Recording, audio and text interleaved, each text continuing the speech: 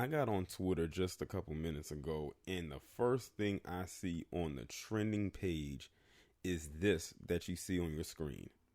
You don't need to adjust it. This is not Photoshop. This is indeed real.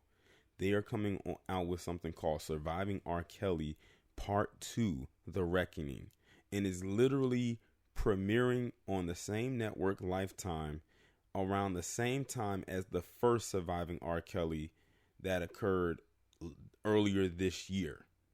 So I think they said it's coming on January 2nd. I definitely will not be entertaining that.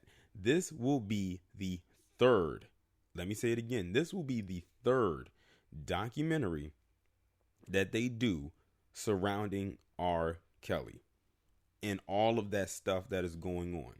Yet we have not gotten a Lifetime documentary for Harvey Weinstein yet. And I read through some of the comments and people were saying, well, there are multiple documentaries out there for Harvey Weinstein. That may be true, but they didn't get the amount of publicity as this one has. Like, they really are going in on R. Kelly. They really are going in to the point where it's absolutely laughable at this point. If they really wanted to get R. Kelly that bad, they would have got him a long time ago, 20 plus years ago. What they need to do is do an interview or some kind of documentary, if they want to do documentaries, on the parents that willingly took their children to R. Kelly all those years ago. Them parents didn't care about them kids. They were worrying about pimping them out. They wanted their daughters to be the next Aaliyah. And looking at how some of them are, they weren't going to make it. They weren't going to make it. And I'm looking at like the clip, like they have the trailer for it, and it's like it's almost a 4-minute trailer. And it just looks absolutely draining. It looks absolutely pathetic. Like they actually want us to feel bad for these alleged victims. If you saw the look on my face as I was watching it, you would have thought I was looking at the most boring thing on earth. But as you can see, they're trying to drain this. That's what they're doing. So it's almost like R. Kelly. It's literally like I guess this documentary is supposed to be a chronicling of all the stuff that happened with him this year, leading up into this new documentary that they have out. And it sounds like to me, for it to come out on January 2nd, that's literally just a few weeks away. It sounds like they already filmed this based on what I'm looking at. It was already filmed. But we can thank people like that Dream Hampton, the one who put together that first Surviving R. Kelly. And then you had people like Soledad O'Brien, who orchestrated that one, that I guess you could say the halfway point that came out in, what was it, like May? A lot of people forgot about that one. I didn't forget because I talked about that. And I think she was over that. And now they have this one. They only do this to black men. They are exploiting the hell out of this thing. At this point, it's no longer about the so-called victims. It's about the money. And I was reading through some of the comments, and some people were like, oh, here they go again. Oh, why aren't they doing this for Harvey Weinstein and this, that, and the third? Then you tack on that Oprah Winfrey wants to produce this documentary about Russell Simmons. Are y'all seeing a pattern here? I mean, 3 documentaries within 1 year? That is unheard of. Then you had the Leaving Neverland documentary, so-called, back in March, about a deceased man. Let's leave out the fact that this is Michael Jackson we're talking about. The man is dead. He has been deceased for over 10 years and could not defend himself. And they released this inflammatory fraudumentary, and to top it off, it won a damn Emmy for Best Documentary, in which Surviving R. Kelly was also nominated in the same category. And I told people they might as well had just put those two in a category and left everyone else out, because it was going to come down to those two. And sure enough, Leaving Neverland got more votes, and it's probably because of the name that it was attached to, and that was Michael Jackson.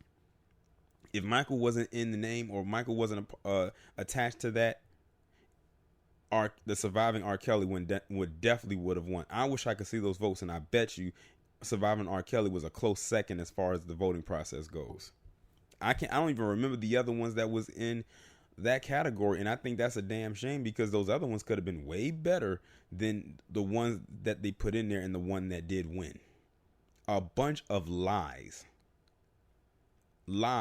won an award, but that just shows you what is celebrated in the establishment, especially when it comes to black men in their character.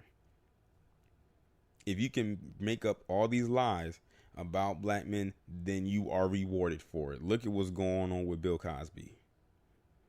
He's in jail on hearsay and lies. So much for seeking the truth.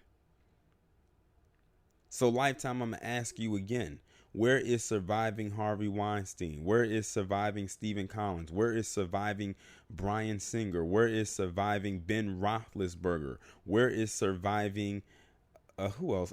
Casey Affleck. Where's their Survivor series? But you want to make not one, not two, but three R. Kelly documentaries. They must think we're dumb. I see the writing on the wall for what it is. I had planned on reading the article, but you know what? It's probably just going to piss me off even more. And I'm not even going to waste my time saying the usual spill. This is not me defending R. Kelly. Because I already know what the deal is. I already know what they got going on. They're milking this. They are milking the hell out of this whole situation. It's nothing but exploitation and money at the end of the day. They don't care about those so-called alleged victims any more than their parents did when they sent them to R. Kelly, knowing how he got down and knowing about his lifestyle. And they still sent them there anyway. They don't care about them then. They didn't care about them now. All they saw was a meal ticket because they knew that R. Kelly couldn't resist those urges. That's why I said Me Too is a joke. That's why a lot of these cases like this get side eyes from the masses now, because you don't know what's real and what's fake anymore. Although it's pretty obvious, many of it is very fake. All they got to do is dangle a few dollar signs in your face and you'll jump at any opportunity. But when I saw that, and I saw that was trending, I said, get the fuck out of here with that. That is absolutely ridiculous to come out with 3 documentaries within 1 year about one person. And then they keep digging up all types of other stuff that's not related to what they were initially going to him for to try to get and put on. And they're still talking about Ali, a woman who has been dead since 2001. It's a shame that her name keeps getting brought up like this because mainstream media has a hard on, or they're wet between the legs about getting R. Kelly. But they barely say anything about Harvey Weinstein. Many of you wouldn't know what's going on with Harvey Weinstein if I didn't come on here and tell y'all what was going on. Because that's crazy because, you know, mainstream media was supposed to do that. Just remember, I just did a video talking about how he got in a car accident allegedly back in August, but we're just finding out about it this week. As high profile as he is as a person, let's put the case aside, as a person, that should have been out there. Because they said he had, it messed up his spine a little bit or his back, and then he had got a concussion. Where was that information back in August? No one knew about that until this week. And people probably still don't know if they didn't read about it. And look at that. You had to read about that. And in this day and age, many people don't like to read certain things. But I see this exactly for what it is. This is nothing more than a money grab. It's nothing but a scheme. It's nothing but a farce. And like I said earlier this year, or it actually was last year, because that's when I first heard about the first surviving R. Kelly.